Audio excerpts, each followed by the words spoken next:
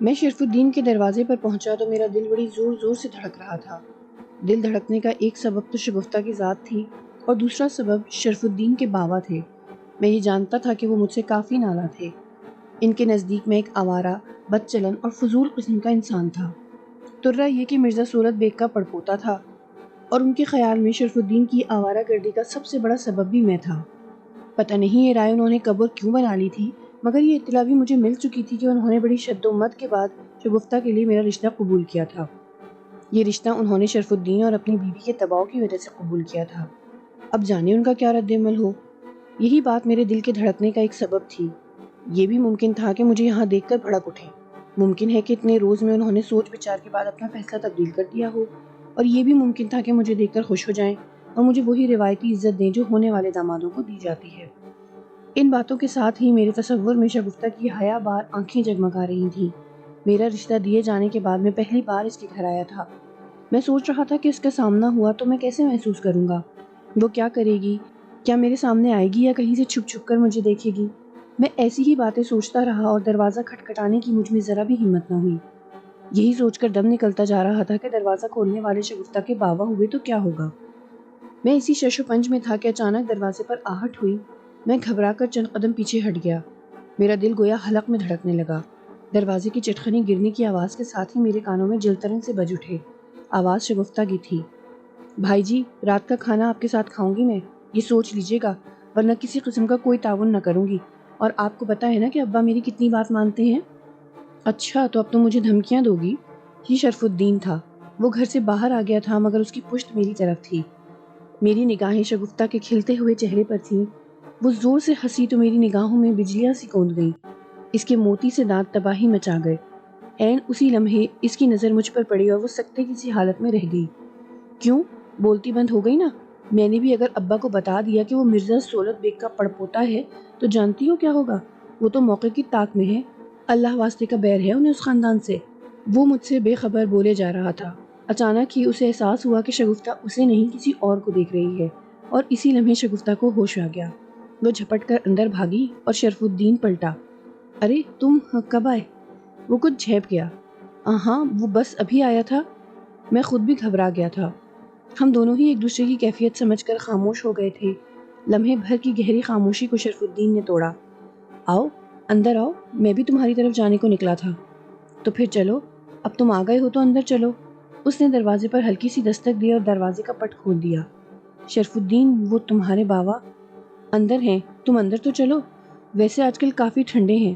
ابھی شگفتہ بتا رہی تھی کہ پچھلے ہفتے اماں سے جھڑپ ہوئی تھی۔ اماں مہینے 2 مہینے میں ایک بار گرم ہوتی ہیں، اور ایسی گرم ہوتی ہیں کہ ابا کم از کم 6 مہینے تک بالکل ٹھنڈے پڑے رہتے ہیں۔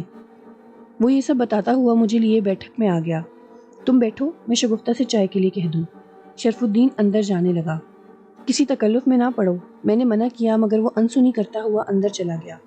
تھوڑی دیر بعد وہ لوٹا تو اس کی اماں اس کے پیچھے ہی اندر داخل ہوئیں۔ میں آداب کر کے کھڑا ہو گیا۔ کیسے ہو بیٹا؟ وہ سر پر ہاتھ پھیر کر بیٹھ گئیں۔ پھر انہوں نے اماں اور بہنوں کے معاملے میں پوچھا، گھر آنے کو کہا اور اندر چلی گئیں۔ ان کے چہرے پر مجھے دیکھ کر بڑی محبت امنڈ آئی تھی، جس نے میرا حوصلہ بڑھا دیا۔ ذرا دیر بعد اندرونی دروازے پر ہلکی سی مدھم سی دستک ہوئی۔ یوں لگا جیسے یہ دستک کسی نے میرے دل پر دی ہو۔ کتنی عجیب بات تھی کہ میں اس دستک میں شرمیلا پن محسوس کر گیا تھا۔ وہ 100% شگفتہ کی نرم و نازک انگلیوں کی دستک تھی۔ بھائی جی، ایک دبی دبی سی آواز آئی۔ میں خواہ دوسری طرف دیکھنے لگا۔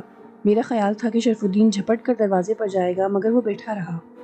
دستک پھر ہوئی۔ میں نے چونک کر شرف الدین کو دیکھا۔ وہ سامنے کی دیوار پر نظریں جمائے بیٹھا تھا۔ ارے کیا ہے بھائی، چل چل کر تھک چکا ہوں میں، تمہیں اندر آنے سے کسی نے منع کیا ہے کیا؟ شرف الدین نے برا سا منہ بنا کر کہا۔ چائے لے لیں بھائی جی؟ چائے اندر لے آؤ بہن، شرف الدین نے اسی لہجے میں کہا۔ مجھے اس کے اس انداز پر حیرت کے ساتھ ساتھ خوشی بھی ہوئی تھی کہ وہ یہاں اس کردار میں بڑا منفرد تھا۔ وہ حقیقتاً بہت سلجھا ہوا آدمی تھا۔ اس کی سوچ میں منفی نہیں، مثبت پہلو نمایاں تھے۔ کوئی اور ہوتا تو وہ سخت پہرا اور دوسری گھٹیا قسم کی پابندیوں کو نافذ کر دیتا، مگر شرف الدین حقیقت پسند اور سلجھی ہوئی سوچ کا مالک تھا۔ شگفتہ غالباً اندر آنے کو تیار نہ تھی۔ میں کہنے پر مجبور ہو گیا کہ شرف الدین اٹھ کر چائے لے لے۔ ارے تم مجھے یہ بتاؤ کہ اس نے پردہ کیوں کر لیا ہے؟ کیا اس سے پہلے یہ تمہارے سامنے نہیں آئی؟ اب کون سی نئی بات ہو گئی ہے؟ رشتے استوار ہو جائیں تو مضبوط ہو جاتے ہیں۔ میں خاموش رہا۔ شگفتہ جھجکتی ہوئی شرماتی ہوئی اندر چلی آئی۔ اس کی پلکیں لرز رہی تھیں، ہونٹوں پر ہلکی سی کپکپاہٹ تھی اور چہرہ شرم سے تپ رہا تھا۔ شاباش، زندگی کو سیدھے سادے طریقے سے پرکھنا چاہیے۔ ٹھیک ہے کہ ہمارا خاندان بہت دقیانوسی ہے، بالخصوص پابندیوں میں، مگر میں ذرا خاندان سے مختلف ہوں۔ وقار الحسن میرا بہت اچھا دوست ہے، قابل اعتماد اور شریف آدمی۔ تم بے وجہ جھجک محسوس نہ کیا کرو۔ زندگی اب اس نہج پر نہیں ہے، یہ صرف امروہہ ہی میں اس قدر گھٹ کر رہ گئی ہے، ورنہ دنیا جان چکی ہے کہ ہر معاملہ افہام و تفہیم اور میل ملاپ سے سلجھ جاتا ہے۔ اچھا اب تم چائے نکالو، میں اماں سے سوہن حلوہ لے کر آتا ہوں۔ وہ اتنا کہتے ہی تیزی سے کمرے سے باہر نکل گیا۔ میں اور شگفتہ دونوں ہی گھبرا گئے۔ مجھے تو ان کے باوا کا خوف تھا، پتہ نہیں شگفتہ کی گھبراہٹ کا سبب میں تھا یا وہی ان کے باوا۔ بہرحال وقت کم تھا، میں اسے دیکھنا بھی چاہتا تھا، باتیں بھی کرنا چاہتا تھا اور سب سے بڑھ کر اسے پائل کا تحفہ دینا چاہتا تھا۔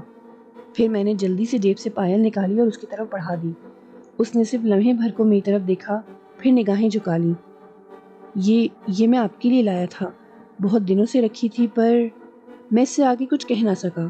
وہ وہیں جمی کھڑی رہی، اس کے چہرے پر گھبراہٹ کے نمایاں آثار تھے۔ مجھے شرف الدین کے آنے کا دھڑکا تھا۔ پلیز لے لیں ورنہ میں بہت بے چین رہوں گا۔ یہ تحفہ قبول کریں گی تو آپ کے دل کا حال جان جاؤں گا، ورنہ یک طرفہ سمجھ کر زندگی بھر بےکل رہوں گا۔ اور اس نے ہاتھ بڑھا دیا۔ پائل اس کی ہتھیلی پر ہولے سے گری تو پتہ نہیں چلا کہ گھنگروں کی چھنک ہتھیلی سے ابھری تھی یا پائل سے۔ پائل اس نے مٹھی میں بھینچ لی۔ حیران، چمکتی اور ہنستی ہوئی آنکھیں میری آنکھوں سے ٹکرائیں۔ شکریہ، آپ کا یہ تحفہ ہم جان سے عزیز تر رکھیں گے۔ میں نے دنیا زیادہ روشن، موسم بہت خوشگوار اور گھٹے ہوئے کمرے کو بہت زیادہ کشادہ محسوس کیا۔ شاید محبت میں ایسا ہی ہوتا ہے۔ وہ جلدی سے گھٹنوں کے بل بیٹھ کر چائے پیالیوں میں انڈیلنے لگی۔ میں مونڈے پر بیٹھ کر اسے دیکھنے لگا۔ اماں کا جملہ ذہن میں گردش کرتا رہا کہ جس قدر جلد ہو نکاح کر کے شگفتہ کو گھر لے آؤں۔ اس لمحے میں سب سے اگلے پچھلے اچھے برے حالات کو بھول گیا اور سوچنے لگا کہ اماں ٹھیک کہتی ہیں، اتنی بڑی حویلی میں گھٹن کا احساس بڑھنے سے پہلے ہی مجھے ایسا کر لینا چاہیے۔ اس لمحے میں قطعی خود غرض اور اپنی ذات میں مکمل انسان بن چکا تھا۔ اپنی ذات میں مکمل انسان بننے سے میری مراد یہ ہے کہ اپنی دنیا ساری خود ہی بن گیا تھا، یوں جیسے نہ مجھے کسی اور کے غم سے سروکار ہو، نہ کسی کی خوشی سے کوئی تعلق۔ میں صرف میں تھا، میری خواہشیں تھیں، تمنائیں تھیں، اور سامنے وہ سائبان تھا جس کی چھاؤں میں مجھے ایسی فرحت اور ٹھنڈک پہنچ رہی تھی کہ میں دھوپ کی تمازت اور اس کی شدت کا احساس کھو بیٹھا تھا۔ ذرا دیر بعد ہی شرف الدین آ گیا۔ اس کے چہرے پر اور آنکھوں میں ایک انجانی سی چمک تھی۔ وہ آتے ہی میرے برابر میں بیٹھ گیا اور میرے کندھے پر ہاتھ رکھ کر بے خود سا ہو کر بولا، وقار الحسن، آدمی کبھی کبھی کتنا خود غرض ہو جاتا ہے، جیسے اس کے سوا دنیا میں کچھ اور ہو ہی نہیں۔ میں بری طرح اچھل پڑا۔ میں نے آنکھیں پھاڑ کر اسے دیکھا۔ میں خوفزدہ ہو گیا کہ شاید ایک پراسرار قوت کی طرح اسے بھی میری ہی طرح کی وہ پراسرار قوت حاصل ہو گئی ہے جو ذہنوں کو پڑھ لیتی ہے۔ شگفتہ بھی چونک کر شرف الدین کی طرف دیکھنے لگی۔ اس نے وہ ہاتھ دوپٹے کے پلوں میں لپیٹ لیا جس میں اب بھی پائل تھی۔ کیا ہو گیا؟ میں کچھ گھبرا کر بولا۔ بس یار، کچھ جذبے آدمی کو بہت عرصے تک پوشیدہ رکھتے ہیں۔ یہ کتنی عجیب بات ہے کہ آدمی اپنی ہی ذات کے کچھ پہلوؤں سے ناواقف ہوتا ہے اور ایک روز اچانک اس پر انکشاف ہوتا ہے کہ وہ کیسے خزینے سمیٹے ہوئے تھا۔ وہ جذب کے عالم میں بول رہا تھا، میری سمجھ میں کچھ بھی نہ آیا تھا، البتہ اتنا میں جان گیا تھا کہ جو کچھ بھی تھا میری ذات سے متعلق نہیں تھا۔ اس کے چہرے پر جس انجانی خوشی کی روشنی سی پھیلی ہوئی تھی، اس نے مجھے قطرے اطمینان بخشا تھا۔ اس دوران میں شگفتہ نے کپکپاتے ہاتھوں سے چائے کی پیالی اس کی جانب بڑھائی۔ بھیا جی؟ وہ چونک اٹھا۔ ہاں چائے، ٹھیک ہے گڑیا رانی، جلدی جلدی خدمت کر لو پھر تو۔ وہ جو کچھ کہنا چاہتا تھا وہ شگفتہ اور میں اندر سمجھ گئے تھے۔ شگفتہ جلدی سے میری چائے تپائی پر رکھ کر پلٹ گئی اور جھپاک سے کمرے سے نکل گئی۔ میں خاموش بیٹھا اپنے اندر اٹھتے جذبات کی بھنور میں چکر کھاتا رہا۔ وقار الحسن، شگفتہ میری جان ہے، میری اس بہن کو کانٹا بھی چبھے تو میں تڑپ اٹھتا ہوں، اسے کوئی دکھ نہ دینا۔ کیسی باتیں کرتے ہو شرف الدین؟ لیکن میں اس وجہ سے کہہ رہا تھا کہ ان حالات میں نہیں۔ اس نے ہاتھ اٹھا کر میری بات کاٹ دی۔ میں حالات کی بات نہیں کر رہا، تمہاری بات کر رہا ہوں۔ حالات کی سنگلاخی سہنے کو وہ چٹان ہے، مگر تمہارے منہ سے نکلا ہوا ایک جملہ یا لہجے کی ہلکی سی تلخی بھی اس کے وجود میں دراڑیں ڈال دے گی۔ اس بات میں تم ذرا فکر نہ کرو شرف الدین، میں حتی الامکان کوشش کروں گا کہ حالات بھی اس پر اثر انداز نہ ہو سکیں۔ میں یہ کہہ کر خاموش ہو گیا۔ چند لمحے خاموشی میں گزرے۔ میں اس دوران میں خود کو ہمت دلاتا رہا کہ بات آگے بڑھا کر اسے ہمت دوں، سو میں نے کہا، اماں شگون کا کہہ رہی تھیں، وہ تو جلد از جلد یہ معاملہ نپٹانا چاہتی ہیں۔ میں بھی ان حالات میں زیادہ دیر یہاں قیام نہیں کر سکتا۔ کوثر کو یوں بے یار و مددگار چھوڑنا ممکن نہیں ہے۔ مجھے بہرحال جانا ہوگا۔ میں بھی چاہتا تھا کہ شگون کی رسم ہو جائے تاکہ میں اطمینان سے یکسو ہو کر اپنا کام کر سکوں گا۔ مگر کیا؟ اس نے بے چینی سے پوچھا۔ مگر اس میں بھی قباحت ہے۔ میں نے اتنا کہہ کر اس کے چہرے کی طرف دیکھا۔ اس کی آنکھوں میں بے یقینی اور چہرے پر بے چینی پھیلی ہوئی تھی۔ میں چاہتا تھا کہ کم از کم جہانی آپا کی کہیں بات طے ہو جائے تو دونوں شگون ایک ساتھ کر دوں۔ وہ مجھ سے بڑی ہیں، میری شادی یہ شگون سے پہلے ان کا حق تھا۔ میں نے دل کی بات زبان پر لا کر اسے دیکھا۔ اس کے چہرے پر اچانک ہی اطمینان پھیل چکا تھا۔ وقار الحسن، اس نے دھیرے سے مجھے مخاطب کیا، پھر پیر کے انگوٹھے سے زمین پر بچھی دری کو کریدنے لگا۔ پتہ نہیں تم میری بات کا کیا مطلب لوگے، میرے بارے میں کیا سوچو گے، مگر میں جانتا ہوں کہ تم مجھ پر اعتماد ضرور کرو گے۔ میں چاہتا ہوں کہ یہ دونوں شگون ایک ساتھ ہوں۔ میں بھی، اگر تم مجھے قبول کرو تو۔ اس کے اتنا کہتے ہی میں نے اسے سینے سے لگا لیا۔ شرف الدین، تمہیں یہ سب کہنے میں آخر کیا قباحت تھی؟ تمہیں مجھ پر اعتماد نہیں تھا کیا؟ میں نے شکوہ کیا۔ وہ حیرت سے میری طرف دیکھتا رہا، پھر اچانک ہی مجھ سے چمٹ گیا۔ شکریہ، شکریہ دوست، وہ تشکر آمیز لہجے میں بولا۔ شرف الدین کے منہ سے یہ سن کر گویا بات صاف ہو گئی تھی۔ پھر اس نے مجھے بتایا کہ اس نے اپنی اماں کو راضی بھی کر لیا ہے۔ بابا نے حسب عادت ناک منہ چڑھائی تھی۔ ان کا کہنا تھا کہ شرف الدین بھی ارواح کا شکار ہو گیا ہے جو اسے بھی اس حویلی میں گھسیٹ لے جانا چاہتی ہیں۔ وہ سخت برہم تھے کہ ایک کے بعد دوسرا رشتہ بھی اسی گھرانے میں کیا جا رہا ہے۔ شرف الدین کو وہ اپنی بھانجی سے بیاہنا چاہتے تھے۔ یوں تو اپنے طور پر انہوں نے شگفتہ کے لیے بھی رشتہ ڈھونڈ رکھا تھا۔ ان کے بھائی کا بیٹا انجینئرنگ کر رہا تھا۔ ان کے خیال میں اس سے اچھا بر نہیں تھا۔ بھائی بھاوج بھی شگفتہ کو پسند کرتے تھے، مگر شگفتہ کی اماں جب سے بیاہ کر ان کے گھر گئی تھیں تبھی سے ان دونوں میاں بیوی سے اللہ واسطے کا بیر تھا، جو بالکل انگریزوں کی طرح رہتے تھے اور خود کو انگریزی سمجھتے تھے۔ روزے نماز کا ان کے ہاں کوئی تصور نہ تھا۔ فیشن کرنا اور انگریزی میں باتیں کرنا ان لوگوں کا پسندیدہ مشغلہ تھا۔ اماں کا کہنا تھا کہ میں نے اپنی بچی کو اسلامی تعلیمات کے مطابق تربیت دی ہے، کیوں میرے گلے میں ان کا اعمال نامہ ڈلوانے کا سوچ رہے ہیں؟ میں اپنی مسلمان بچی کو انگریز بنتے نہیں دیکھ سکتی۔ شرف الدین بھی ان لوگوں سے بتکا رہتا تھا۔ اس نے بھی جی کھول کر اس رشتے کی مخالفت کی تھی اور میرے لیے حمایت کرتے کرتے وہ حد سے گزر گیا تھا۔ اس نے کسی سہیلی ہی کی طرح شگفتہ کا عندیہ لے کر بابا تک پہنچایا تھا، جس پر وہ کئی روز دالان ہی تک محدود رہے۔ کمروں میں آنا جانا ترک کر دیا تھا۔ کھانا پینا بھی باہر سے کرتے رہے تھے۔ شرف الدین تو ان کی اس حرکت سے پریشان ہو گیا تھا، مگر اس کی اماں نے اسے تسلی دی تھی کہ یہ ان کے بچپن کی عادت ہے۔ 4 روز بعد پیٹ کے درد سے پریشان ہو کر گھر کا کھانا منگوا لیتے ہیں اور 8ویں روز اپنے کمرے میں جا کر سو جاتے ہیں۔ وہی ہوا بھی۔ کچھ روز بھوکے رہنے کے بعد وہ ٹھیک ہو گئے تھے، مگر ہر بات پر مرزا سولت بیگ کی عیاشیوں کی مثالیں دینا نہیں بھولتے تھے۔ شگفتہ تو ان کے سامنے آتے بھی گھبراتی تھی۔ اماں ان کی بڑبڑاہٹ پر کان ہی نہ دھرتی تھیں، اور جب شرف الدین نے جہانی آپا کے لیے بات کی تو انہیں پتنگے ہی لگ گئے۔ کئی دن گھر میں ہنگامہ کیے رہے، بھائی بھاوج کے پاس جانے کی دھمکیاں بھی دیں۔ اماں نے یہ کہہ کر جان چھڑا لی کہ جوان بیٹا ہے، زبردستی کر کے اپنا لحاظ ختم نہیں کروں گی۔ شرف الدین نے صاف کہہ دیا کہ زندگی مجھے گزارنا ہے۔ آپ کی بہنجی کی ناک آپ کے بہنوئی پر گئی ہے اور وہ ناک پر مکھی نہیں بیٹھنے دیتی۔ انہیں اپنی دولت پر گھمنڈ ہے۔ میں دولت کو ہاتھ کا میل سمجھتا ہوں۔ وہ دولت کی دھاک بٹھا کر مجھے زیر کرنا چاہتے ہیں۔ ان کی ہر بات پیسے سے شروع ہو کر پیسے پر ختم ہوتی ہے۔ اپنی بیٹی کے پھوڑ پن کو بھی دولت کی فراوانی سے زیر کرنا چاہتے ہیں۔ 3 آدمیوں کے گھر میں 4 نوکر ہیں، پرائیویسی بالکل نہیں ہے۔ میں وہاں شادی نہیں کر سکتا۔ وہ بل کھا کر رہ گئے۔ سارا الزام پہلے اپنی بیوی پر پھر مجھ پر رکھ دیا۔ ان کا کہنا تھا کہ شرف الدین پر میں نے جادو کر دیا ہے۔ خیر ایسی ہزاروں چھوٹی چھوٹی باتیں ہوئیں جو شرف الدین مجھے وقتاً فوقتاً بتاتا رہا۔ ہم رات گئے تک ساتھ گھومتے رہے۔ ہم رمضو چچا کے گھر بھی گئے، مگر اس کچے مکان کی ویرانی نے دل ہلا دیا۔ کبھی یہاں جلنے والی لالٹین کی روشنی گلی تک کو منور رکھا کرتی تھی اور لڈن باہر بیٹھا بیڑی پیتا رہتا تھا۔ اس گلی سے گزرتے ہوئے مجھ پر اور شرف الدین پر افسردگی چھائی رہی۔ رات کا وقت تھا، گلی سنسان تھی، ورنہ کسی پڑوسی سے واردات کے بارے میں پوچھتے۔ ہمارا رخ حویلی کی طرف تھا۔ میں نے شرف الدین سے کہا بھی کہ میں چلا جاؤں گا، وہ لوٹ جائے، مگر اس نے انکار کر دیا۔ وہ مجھے حویلی تک چھوڑنا چاہتا تھا۔ تایا کیسے ہیں؟ اچانک اس نے گھمبیر خاموشی کو توڑا۔ ان کی حالت دیکھ کر کلیجہ منہ کو آتا ہے شرف الدین۔ اس غیر متوقع اور عظیم غم نے انہیں گھلا کر رکھ دیا ہے۔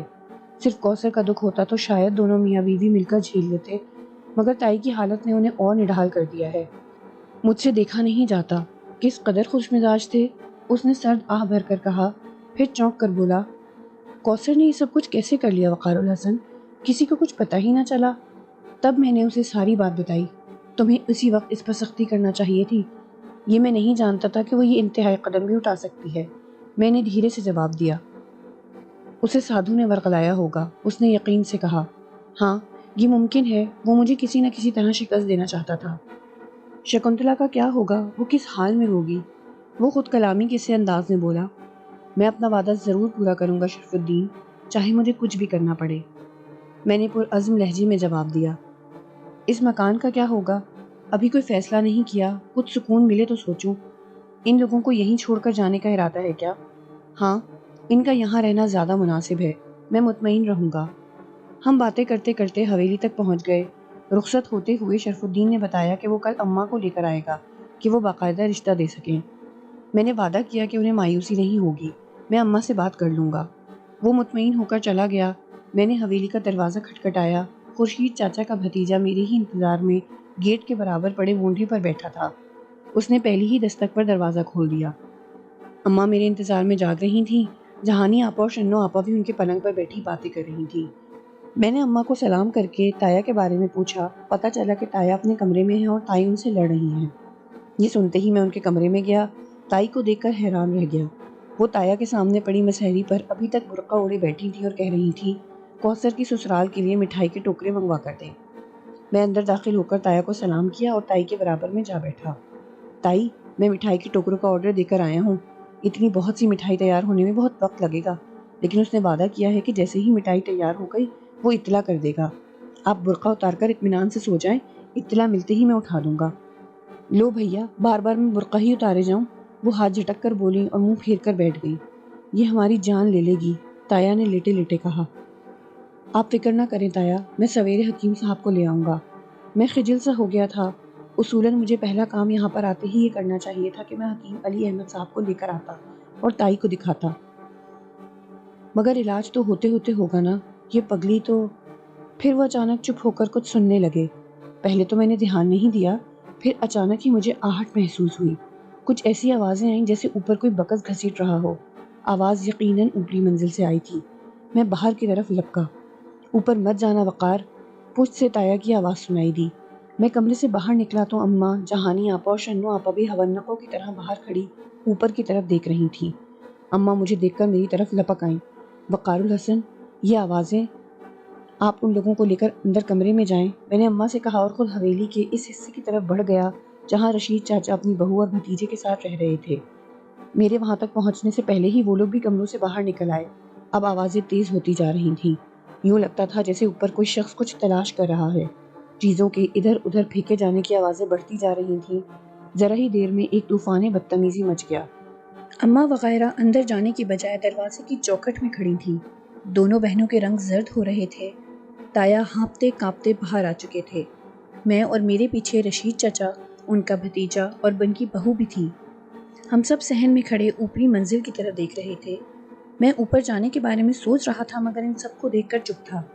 میں جانتا تھا کہ اماں یا تایا کبھی بھی مجھے اوپر نہیں جانے دیں گے۔ آج کیا تاریخ ہے؟ شنو آپا کی لرزتی کانپتی آواز نے سب کو چونکا دیا۔ بے اختیار میری نگاہ آسمان کے مشرقی کونے کی جانب اٹھ گئی۔ چاند کا زرد گولا آہستہ آہستہ طلوع ہو رہا تھا۔ آج 16 تاریخ ہے۔ یہ آواز رشید چاچا کی تھی۔ پتہ نہیں وہ اس حویلی کے بارے میں کیا جانتے تھے۔ ممکن ہے خورشید چاچا نے انہیں کچھ بتایا ہو، جبھی تو وہ وہاں کھڑے اوپر تک رہے تھے، ورنہ ممکن ہے کہ اوپر جانے کی کوشش کرتے۔ چھوٹے مرزا، میں دیکھوں جا کر؟ ان کے بھتیجے نے زور سے کہا۔ اب اوپر اٹھا پٹخ کی آوازیں اتنی بلند ہو چکی تھی کہ کان پھٹے جا رہے تھے۔ نہیں، اس کی ضرورت نہیں ہے، میں نے ہاتھ سے اسے روک دیا۔ مجھے چاچا نے بتایا تھا، پر میں ان باتوں پر یقین نہیں کرتا چھوٹے مرزا۔ اللہ کے بعد کوئی نہیں ہے۔ جس گھر میں اللہ رسول صلی اللہ علیہ وآلہ وسلم کا نام لیا جاتا ہو، وہاں کوئی بدروح نہیں آ سکتی۔ وہ تمام کہانی سے بے خبر اپنے نظریے کا اظہار کر رہا تھا۔ اماں نے فوراً ہی اونچی آواز میں آیت الکرسی پڑھنا شروع کر دی۔ बहनें भी मुंह ही मुंह में कुछ पढ़ने लगी। ये शकुंतला होगी ना, मगर तुम तो कह रहे थे कि उसे साधु ने कैद कर लिया है, वो यहाँ आ नहीं सकती, हवेली खाली हो चुकी है। ताया ने मेरे करीब आकर धीमी आवाज़ में कहा। हाँ ताया, लेकिन मुमकिन है वो आप अम्मा को अंदर ले जाएं, मैं जाकर देखता हूँ। नहीं मियाँ, अब दम नहीं है, अगर ये सिलसिला फिर जारी हो गया तो यहाँ रहना मुहाल हो जाएगा। मैं ये सिलसिला जारी नहीं रहने दूंगा, मैंने अज़्म से कहा, और फिर अचानक ही मुझे कुछ होने लगा। ऊपर का हाल जानना चाहता था, देखना चाहता था कि वो कौन है, ऊपर क्या हो रहा है।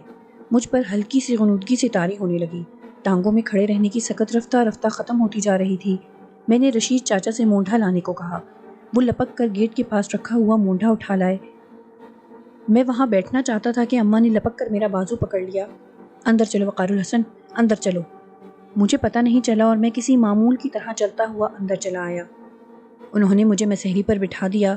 मैं खाली खाली आंखों से उन्हें देख रहा था। तुम ठीक तो हो ना? अम्मा परेशान हो गई थी। जी अम्मा, मैं लेटना चाहता हूँ, मैंने खुद पर काबू पाते हुए हद्दुल इम्कान नॉर्मल होकर कहा। यहीं लेट जाओ।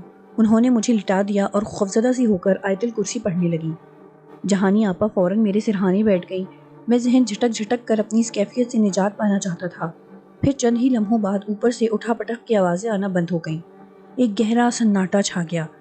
ताया उसी कमरे में चले आए। सन्नाटा इतना गहरा था कि सुई गिरने की आवाज़ भी धमाका बनकर गूंजती। सब पर खामोशी तारी थी। सबकी समातें आंगन में लगी थीं। अम्मा आयतुल कुर्सी ख़त्म कर चुकी थीं, या शायद आवाज़ ख़त्म होते ही वो बेख्तियार मुँह ही मुँह में पढ़ने लगी थी। आंगन में अचानक आहटें गूंजी तो सब फिर चौंक उठे, मगर बहुत जल्दी जान गए कि ये आवाज़ें रशीद चाचा वगैरह की थीं, जो अब अम्मा के दरवाजे पर खड़े थे।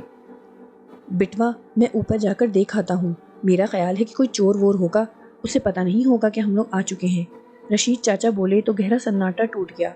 नहीं रशीद चाचा, आप लोग अपने कमरे में जाएं, अब कुछ नहीं होगा, अम्मा ने फ़ौरन कहा। वो लोग 2 मिनट खड़े सबको देखते रहे। फिर ताया ने सर के इशारे से उन्हें जाने को कहा तो वो लोग चले गए। ताई कहाँ हैं? मैंने ताया से पूछा। सो गई हैं, उन्होंने जवाब दिया। आप भी सो जाएं ताया, तुम ठीक तो हो ना? उन्होंने मेरे सर पर हाथ फेर कर पूछा। जी ताया, शायद थकन की वजह से निढाल हूँ। ठीक है, अब आराम करो, अल्लाह मालिक है, उन्होंने कहा और बाकी सबको भी इत्मीनान से सोने का कहकर बाहर चले गए। अम्मा ने जहानी आपा और शन्नू आपा को लेट जाने को कहा तो वो लेट गई। अम्मा मेरी पाइंती को बैठी थीं, उनके हाथ में तस्बीह थी, उनके होंठ हिलने लगे। मैंने फिर खुद को अजीब व गरीब कैफियत में मुब्तला महसूस किया। मैं बहुत हल्का फुल्का सा हो गया, यूं जैसे बेवजनी कैफियत का शिकार हो गया हूँ। आंखें बंद होती जा रही थीं, पपोटे भारी होने लगे थे। मैंने बाजू आंखों पर रख लिया। आंखें बंद करते ही मुझे लगा जैसे मैं हवाओं में उड़ने लगा हूँ। मैं किसी गैर मरई वजूद की तरह कमरे से बाहर निकला। बड़ा बरामदा पार करके मैं ऊपर जाने वाली सीढ़ियों की जानिब बढ़ने लगा। मैं अपने इर्द गिर्द की तमाम चीज़ों को देख रहा था। मैं सीढ़ी पर कदम ब कदम चढ़ने लगा, मगर मेरे पैरों तले कुछ भी न था, यूं जैसे मैं ज़मीन से कुछ ऊपर चल रहा हूँ। ऊपरी मंजिल पर पहुंचकर मैं रुक गया। मेरे दाएं हाथ को 2 छती बनी थी, वही 2 छती जिसके किवाड़ पर गेंदे के ताज़ा फूलों का हार लटका हुआ था, जिसकी भीनी भीनी खुशबू मुझे साफ महसूस हो रही थी। मैं बिला किसी दिक्कत के 2 छती तक पहुंच गया। उसका दूसरा पट बे आवाज़ खुलता चला गया था। मैं पहली बार इस 2 छती में दाखिल हो रहा था। अंदर लालटेन या लैंप ना होने के बावजूद एक एक चीज़ और दीवार पर पड़ा एक एक धब्बा मुझे साफ दिखाई दे रहा था। मैंने अंदर एक तायराना निगाह डाली। यहाँ चूने के खाली डब्बे, लकड़ी का टूटा फूटा सामान, लोहे के 2 बड़े बकस, कुछ पुरानी चटाइयाँ और चंद तांबे के बड़े बड़े भिगोने थे, और थालियाँ यूं बिखरी इधर उधर पड़ी हुई थीं जैसे यहाँ अभी तूफान आकर गया हो। गोया आवाज़ें इसी 2 छती से आ रही थीं। अंदर एक तरफ एक लोहे का बकस रखा था जिस पर पीतल के 2 बड़े प्याले रखे थे। वहीं करीब ही मिट्टी के तेल का एक कनस्तर पड़ा था जो बिल्कुल स्याह हो रहा था। यूं लगता था जैसे इस पर धुआं लगा हुआ हो। अचानक मुझे गोश्त के जलने की बू ने चौंका दिया। इसके साथ ही अजीब खौफनाक किस्म की चरचराहट भी सुनाई दी। चर्बी जलने की बू इतनी तेजी से चारों तरफ फैली थी कि मैं घबरा कर पीछे हट गया। नहीं, बल्कि मुझे यूं कहना चाहिए कि मैंने खुद को पीछे की तरफ उड़ता हुआ महसूस किया। अभी मैं 2 छती के दरवाजे के करीब ही पहुंचा था कि हल्की हल्की कराहों ने मुझे साकित कर दिया।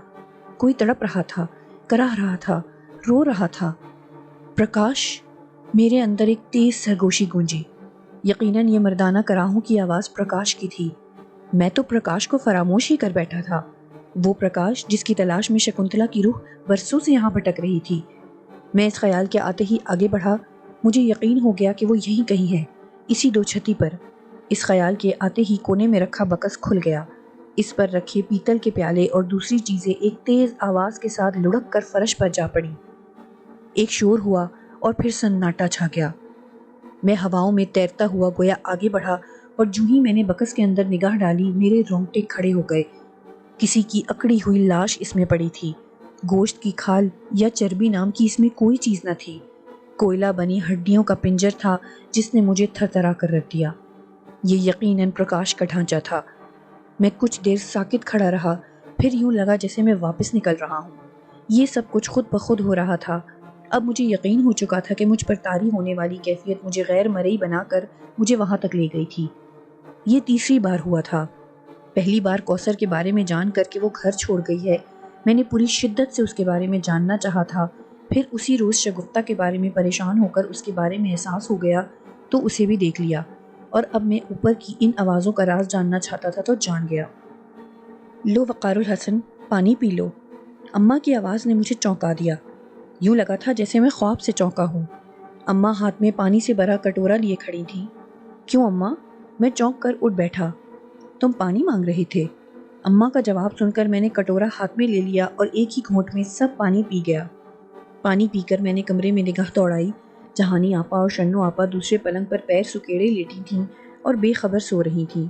मैं खड़ा हो गया। अम्मा, आप सो जाइए, मैं अपने कमरे में सो जाऊंगा। मगर बेटा। नहीं अम्मा, आप कब तक जागेंगी?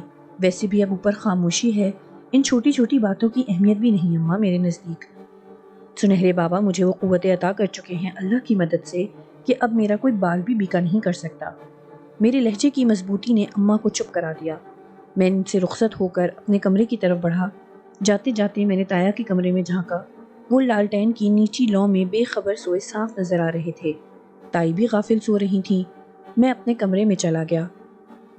कमरा साफ सुथरा किया जा चुका था।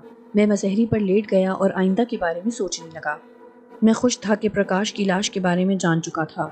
काश मैं अब से पहले ही जान गया होता तो शकुंतला पुरसुकून हो चुकी होती। अब मैं ये हड्डियों का पिंजर वहाँ से निकालना चाहता था, मगर परेशानी ये थी कि मैं उसे कहाँ लेकर जाऊँ, किसे दूँ। इसे निकालना और कहीं ले जाना मेरे लिए परेशानी का बाइस भी बन सकता था। बरसों पहले का कत्ल मेरे गले का फंदा भी बन सकता था। मैं काफ़ी देर तक सोचता रहा, फिर कुछ समझ में ना आने पर इतना फैसला ज़रूर कर लिया कि एक मर्तबा फिर अपना इत्मीनान ज़रूर कर लूँ कि वहाँ वाकई पिंजर है या कोई ख्वाब था। मुझे अपने कमरे में काफ़ी देर गुजर चुकी तो मैं दबे पाँव उठा और बरामदा उबूर करके सीढ़ियों के करीब पहुँच गया। यहाँ गुप्त अंधेरा नहीं था क्योंकि चाँद अब काफ़ी ऊपर आ चुका था। उसकी चांदनी सामने की दीवार पर पड़ रही थी, जिसकी वजह से सीढ़ियाँ भी साफ दिखाई दे रही थीं। मैं बड़ी आसानी से पहली मंजिल तक पहुँच गया। एक लंबा बरामदा जैसा था जिसके दाएं तरफ दो छतें बनी थी और बाएं तरफ ऊपर जाने वाली सीढ़ियाँ थीं जिन पर दरवाज़ा लगा हुआ था। ये मैं पहले भी जिक्र कर चुका हूँ कि दादी ने तीसरी मंजिल को मुकम्मल तौर पर मुकफ्फल कर दिया था। इसी दरवाजे को हम एक बार खोल चुके थे मगर फिर उसे बंद भी कर दिया था। मैं जूं ही दो छती की तरफ बढ़ा, दो छती का भिड़ा हुआ पट एक ज़ोरदार आवाज़ के साथ बंद हो गया। मैंने आगे बढ़कर उचक कर इस दरवाजे को खोलना चाहा। जब मेरा हाथ इस तक नहीं पहुंचा तो मैं पलटा ताकि नीचे से कोई स्टूल उठा लाऊं। मैं जूं ही पलटा किसी से टकरा कर सीढ़ियों पर लुढ़कता चला गया। इस अचानक टकराव और गिरने की वजह से बेसाख्ता मेरे मुंह से चीख निकल गई। मैं पलटा तो अपने सामने खड़े शख्स को देखकर उछल पड़ा। वो साधु था। इस बार भी उसकी हैयत बदली हुई थी। इसके सर के बाल बढ़े हुए थे, बालों की लटें बल खाई हुई इसके शानों पर बिखरी थीं। उसका जर्द रंग गुलाबी हो रहा था। तेज चुपती हुई आंखों में बला की चमक थी। चेहरे पर खुशी फूटी पड़ रही थी। इस बार इसका बदन फरबा महसूस हो रहा था। इसके शाने चौड़े और सीधे थे। इन तमाम बातों के बावजूद उसके चेहरे पर फैली खबासत में कई गुना इजाफा हो चुका था। उसकी बाँछों में भरा झाग मुझे कराहियत दिला रहा था। तो तुम यहाँ क्यों आए हो? तुम्हारी जुर्रत कैसे हुई यहाँ आने की? मैंने हत्तुल इम्कान आवाज़ को दबाते हुए कहा, मगर मेरा लहजा बड़ा दुरुस्त था।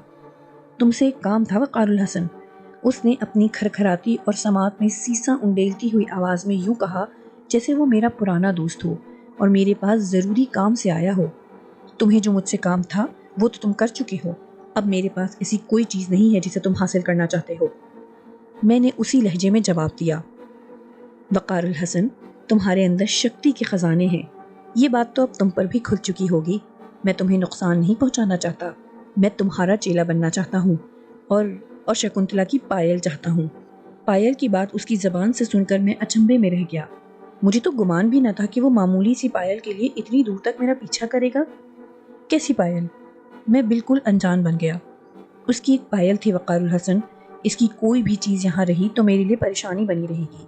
وہ یہیں حویلی میں کہیں ہے، اسے پانا میرے لیے صرف اس لیے اس قدر ضروری ہے کہ میں اس کا سمبندھ اس حویلی سے مکمل طور پر ختم کر دوں۔ وہ میرے پاس ہے مگر اس کی آتما اس حویلی اور میرے بیچ بھٹک رہی ہے۔ میں اتنا ہی معلوم کر پایا ہوں کہ ایک پائل یہاں رہ گئی ہے، یہ وہی پائل تھی جو وہ پہنے ہوئے تھی اور یہاں کہیں گر گئی تھی۔ میرا خیال ہے کہ اگر وہ پائل نہیں ملی تو… دیکھو سادھو، اب یہاں اس کی کوئی چیز نہیں ہے، تم آج تو یہاں آ گئے ہو، اگر دوبارہ اس طرف آنے کی کوشش کی تو مجھ سے برا کوئی نہ ہوگا۔ میں نے اپنے لہجے میں قطعی تبدیلی نہ آنے دی۔ میں اسے یہاں دیکھ کر واقعی پریشان تھا۔ میں ایک بار پھر اس چکر میں نہیں آنا چاہتا تھا جس نے مجھے ہی نہیں میرے خاندان کو بھی پریشان کر دیا تھا۔ اس سے میں اپنے گھر سے دور ہی نمٹنا چاہتا تھا۔ ناراض کیوں ہوتے ہو؟ ہم تو بس ایک کام سے آئے تھے۔ اور ہاں سنو، کوثر کو اگر کوئی گزند پہنچی تو اس کی تمام تر ذمہ داری تم پر ہوگی۔ اوہ وہ کنیا! وہ زور سے ہنسا۔ مورکھ ہے وہ، شکتیاں پا لینا اتنا آسان نہیں ہے وقار الحسن جتنا اس نے سمجھ لیا ہے۔ ہم نے پورا جیون تیاگ کر جو کچھ پایا ہے اسے وہ دنوں میں حاصل کرنا چاہتی ہے۔ ہمارے پیروں کی دھول ہے وہ، اس کے کاموں سے ہمارا کوئی سمبند نہیں۔ ہماری طرف سے چنتا نہ کرو۔ ہاں، اگر تم اسے واپس لانے کے لیے ہم سے کوئی سہایتا چاہتے ہو تو بلا روک ٹوک چلے آنا، مگر شرط وہی ہے کہ پائل لیتے آنا۔ وہ جس انداز میں بات کر رہا تھا اس سے تو یہی لگتا تھا جیسے واقعی اس کا کوثر کے معاملے سے کوئی تعلق نہیں ہے۔ رہی پائل کی بات تو وہ میں شگفتہ کو دے چکا تھا، اس سے واپس مانگنا قطعی نامعقول بات تھی۔ اس لیے میں نے سادھو کو صاف منع کر دیا کہ نہ یہاں ایسی کوئی پائل ہے اور نہ ہی میں بے وقوف ہوں کہ اسے تلاش کر کے اس تک پہنچاؤں گا۔ ایک بات کا اندازہ میں لگا چکا تھا کہ وہ اپنی بھرپور شکتیوں کے باوجود یہ نہیں جان سکا تھا کہ وہ پائل شگفتہ کے پاس پہنچ چکی ہے، نہ ہی اس نے پرکاش کے بارے میں کوئی سوال کیا تھا۔ پائل کے سلسلے میں اس کا انداز ملتجیانہ تھا، جس سے اندازہ ہوتا تھا کہ اب وہ میری طاقت سے واقف ہو چکا ہے۔ میں نے اس وقت اسے جانے کو کہہ دیا، مگر میں اسے اتنی آسانی سے بخشنے والا نہیں تھا۔ وہ میرا سب سے بڑا دشمن تھا۔ جب تک وہ طاقتور تھا اس نے مجھے زبردست نقصان پہنچایا۔ چھوٹی پھوپھی کی موت کا ذمہ دار وہی تھا۔ لڈن، رحیمو اور خورشید چاچا کی موت اسی کے ہتھ کنڈوں سے ہوئی تھی۔ یہ وہ لوگ تھے جنہیں فراموش کر دینا میرے بس میں نہ تھا۔ میرے دماغ میں لاوا پک رہا تھا، وہ اب بھی میرے سامنے کھڑا تھا۔ اس کی آنکھیں میری آنکھوں میں گڑی تھیں۔ میں نے اپنے دماغ میں ایک عجیب سی سنسناہٹ پھیلتی محسوس کی۔ اس کی جھپکتی ہوئی پلکوں کی کھرکھراہٹ نے لمحے بھر کو مجھے بھوکلا دیا، مگر دوسرے ہی لمحے اسے زبردست جھٹکا لگا۔ میں نے محسوس کیا جیسے میں اپنے دماغ کو محفوظ کرنے میں کامیاب ہو گیا ہوں۔ پہلے وہ میرے دماغ میں اپنی آنکھیں چھوڑ جایا کرتا تھا، مگر آج وہ ایسا کرنے میں کامیاب نہیں ہو سکا۔ اس لمحے مجھے اپنی دوسری طاقت کا اندازہ ہوا، یعنی اب میرا ذہن پڑھ لینا اس کے بس میں نہ رہا تھا۔ اس کے چہرے پر بے چینی پھیل گئی۔ وہ جھپے جھپے انداز میں مسکرایا۔ وقار الحسن، تم شکتی پا چکے ہو، مگر اب بھی کچھ چیزیں ہیں جن تک پہنچنا تمہارے بس میں نہیں ہے۔ تم چاہو تو میرے چیلے بن جاؤ، میں تمہیں کہیں کا کہیں پہنچا دوں گا۔ اس کے ہونٹوں سے نکلنے والے جملوں میں اس کی شکست پنہاں تھی۔ میں فتح مندی سے ہنس دیا۔ جو شکتیاں میں نے پائی ہیں وہ تمہاری مرہون منت نہیں ہے، اسی طرح میں دوسری شکتیاں بھی پالوں گا۔ ایک بات کا خیال رکھنا سادھو، مجھ سے ٹکرائے تو نہ تم بچو گے نہ تمہاری شکتیاں۔ اسی لیے کہتا ہوں کہ ہمیں دوستوں کی طرح رہنا چاہیے۔ تم میرے دوست نہ پہلے تھے نہ آئندہ ہو سکو گے، میرے اور تمہارے راستے الگ ہیں۔ میں بنتی کر رہا ہوں وقار الحسن، ہم دونوں مل کر دنیا پر حکومت کر سکتے ہیں۔ مجھے دنیا پر حکومت کرنے کا کوئی شوق نہیں، جس قدر جلد ہو سکے یہاں سے چلے جاؤ اور دوبارہ یہاں قدم رکھنے کی کوشش بھی نہ کرنا۔ اس نے پل بھر کو مجھے دیکھا، اس کے چہرے پر بلا کی بے بسی تھی۔ مجھے اوپر آئے بہت دیر گزر چکی تھی۔ میں تو پرکاش کی لاش دیکھنے آیا تھا، اپنے تصور کی تصدیق چاہتا تھا، مگر یہاں سادھو کی موجودگی نے سارا کام خراب کر دیا۔ دو چھتی کا دروازہ خود بخود بند ہو گیا تھا۔ اس کا مطلب یہ تھا کہ پرکاش سادھو کی موجودگی کو پسند نہیں کرتا اور پسند کر بھی کیسے سکتا تھا؟ اس نے شکنتلا کو قابو کر کے سب سے زیادہ تکلیف تو پرکاش کو ہی پہنچائی تھی۔ مجھے اماں اور تایا وغیرہ کی فکر بھی تھی۔ اماں تہجد کے وقت اٹھ جاتیں تو عادت کے مطابق میرے کمرے میں ضرور جھانکتیں، اور میں نہیں چاہتا تھا کہ وہ میری طرف سے پریشان ہو، نہ ہی اپنی پراسرار سرگرمیوں کو افشاں کرنا چاہتا تھا۔ میرے رویے نے سادھو کو خاصا مایوس کیا تھا۔ وہ میرے سامنے کھڑا تھا۔ میں نے پھر کہا، تم نے سنا نہیں؟ جاتا ہوں وقار الحسن، لیکن اتنا سن لو کہ تمہیں کبھی نہ کبھی میری مدد کی ضرورت ضرور پڑے گی۔ یہ تمہارا خیال ہے، میں ایک بار پھر تنبیہ کر رہا ہوں کہ میرے راستے کی دیوار بننے کی کوشش نہ کرنا۔ میں نے غصے میں کہا اور سیڑھیوں کی جانب اشارہ کیا۔ پھر یہ دیکھ کر ساکت رہ گیا کہ اس کا وجود دھیرے دھیرے گاڑھے دھوئیں میں تبدیل ہونے لگا۔ دھواں جیسے زمین میں سے نکل رہا تھا اور اس کے وجود کو نگلتا جا رہا تھا۔ اس کے چہرے پر ایک انتہائی خبیث قسم کی مسکراہٹ پھیل گئی۔ میں شدید الجھن کا شکار ہو گیا۔ یوں لگ رہا تھا جیسے وہ فتح مند ہو کر جا رہا ہے۔ اس کا وجود غائب ہوا تو ایک جھنجھناتا ہوا قہقہا جیسے پوری حویلی میں گونج اٹھا۔ میں ہل کر رہ گیا اور تیزی سے سیڑھیاں پلانگتا اپنے کمرے تک پہنچ گیا۔ مجھے ڈر تھا کہ اماں اور تایا وغیرہ تک اس کا کریخ قہقہا ضرور پہنچ گیا ہوگا، مگر جب کافی دیر تک کوئی آہٹ نہ ہوئی تو میں مطمئن ہو گیا۔ میں نے وقت دیکھا، 2:45 بجے تھے۔ اماں اٹھنے والی تھیں، تہجد کا وقت ہو رہا تھا۔ میں نے 2 چھتی میں بکس دیکھنے کا پروگرام کل پر ٹال دیا اور خود وضو کے لیے اٹھ گیا۔ میں تہجد ادا کر کے فارغ ہوا ہی تھا کہ اماں نے کمرے میں جھانکا۔ وقار الحسن، سب خیریت ہے نا؟ جی اماں، سب خیریت ہے، آپ بے وجہ پریشان نہ ہوا کریں، میں نے تسبیح کو چوم کر تکیے کے نیچے رکھتے ہوئے کہا۔ اماں نے کھوجتی ہوئی آنکھوں سے کمرے میں نگاہ ڈالی، گردن اونچی کر کے کمرے میں کچھ پھونکا، پھر تسبیح پڑھتی ہوئی واپس اپنے کمرے میں چلی گئی۔ مجھے نیند بالکل نہیں تھی۔ میں بستر پر لیٹ گیا۔ میں جانتا تھا کہ اماں اب نہیں سوئیں گی، فجر کی اذان تک باقی گھر والے بھی اٹھ جائیں گے۔ اوپر جانا اب بیکار تھا، ذہن خالی خالی سا تھا، کوئی تصور یا کوئی ایسی بات نہ تھی جس پر سوچتا۔ حالانکہ میں پرکاش سے رابطے کے بارے میں بے چین تھا۔ میں جاننا چاہتا تھا کہ شکنتلا کی قید کے بعد اس کا رد عمل کیا ہے، وہ اب کیا کرے گا؟ کیا وہ بھی شکنتلا کی روح کو قید سے آزاد کرنا چاہے گا یا نہیں؟ بہرحال بہت سی الجھنیں تھیں جن کا حل فی الوقت ذہن میں نہیں تھا۔ میں بڑی تھکاوٹ سی محسوس کر رہا تھا۔ وہ نیند بالکل نہیں تھی، مگر میں آرام تو کر ہی سکتا تھا، اس لیے میں نے کروٹ لے کر آنکھیں موند لی۔ اگلے روز سورج کی کرنوں نے حویلی کو روشن کیا تو گھر کا ہر فرد مصروف تھا۔ تائی کو دیکھ کر تو میرا کلیجہ ہی کٹ رہا تھا۔ وہ اب بھی برقع پہنے برآمدے میں چارپائی پر لیٹی تھی۔ تایا گمسم سے پاس بیٹھے تھے۔ اماں محلے کی کچھ خواتین کے ساتھ اپنے کمرے میں تھیں۔ رشید چاچا زمینوں پر جا چکے تھے۔ ان کی بہو جہانی آپا وغیرہ کے ساتھ گھر کے کام کاج میں ہاتھ بٹا رہی تھی۔ میں ناشتہ کرتے ہی حکیم علی احمد صاحب کی طرف چل دیا۔ وہ بڑے علیم اور بڑے نیک آدمی تھے۔ پورے امروہہ میں وہی ایک حکیم تھے جن کا چرچا تھا۔ وہ ابا کے دیرینہ دوستوں میں سے تھے۔ تایا سے بھی خوب دوستی تھی۔ وزادار آدمی تھے۔ میرے ساتھ ہی چلے آئے۔ تایا کے پاس بیٹھے رہے، تائی کا مکمل معائنہ کیا، ان سے باتیں کرتے رہے، پھر مجھے شام کو دوا خانے آنے کا کہہ کر چلے گئے۔ دوپہر سے پہلے ہی شرف الدین آ گیا۔ میں نے اسے رات کا واقعہ سنایا۔ اس کے چہرے پر تفکر کی لہریں گہری ہو گئیں۔ وقار الحسن، کیا اس کا یہاں پہنچ جانا خطرے کی گھنٹی نہیں ہے؟ نہیں شرف الدین، میرا خیال نہیں ہے کہ وہ اب مجھے کوئی نقصان پہنچا سکے گا۔ پہلے کی بات اور تھی۔ اتنا کہہ کر میں نے اسے بتایا کہ آج وہ میرے ذہن میں گھس جانے کی کوشش میں ناکام رہا ہے۔ یہ دوسری بڑی طاقت تھی جو مجھ پر آشکار ہوئی تھی۔ وہ اس بارے میں متجسس تھا، کریت کریت کر معلوم کرتا رہا۔ میں نے اسے بتایا کہ جب میں حجرے سے نکلا تھا تو کس طرح میں نے تیز چلنے کی اور جلدی پہنچنے کی کوشش کی تھی اور میں کس برق رفتاری سے چل پڑا تھا۔ وہ یہ سب باتیں سن کر حیران ہو رہا تھا۔ جب میں نے اسے اپنے طاقتور تصور کے بارے میں بتایا تو اس نے ایسی بات کی کہ میں اچھل پڑا۔ اس نے کہا، وقار الحسن، تم چاہو تو اپنے نئے مکان کے اس کمرے میں گڑی لاش کے بارے میں معلوم کر سکتے ہو کہ رحیمو وہاں ہے یا کوئی شعبدہ تھا۔ اگر وہاں رحیمو کی لاش نہیں ہے تو تم اس مکان سے چھٹکارا پا سکتے ہو۔ اس کی بات نے مجھے نئی راہ سجا دی۔ سادھو شرف الدین کے بارے میں بھی یہی شعبدہ دکھا چکا تھا۔ یہ بھی ممکن تھا کہ واقعی یہ شعبدہ ہو، اور یہ بھی عین ممکن تھا کہ واقعی اس نے میرے ہاتھ رحیمو کے خون سے رنگ دیے ہوں۔ ہاں شرف الدین، یہ بھی ہو سکتا ہے۔ تم کوشش کرو تو سب حال جان سکتے ہو۔ شرف الدین خاصا جذباتی ہو رہا تھا۔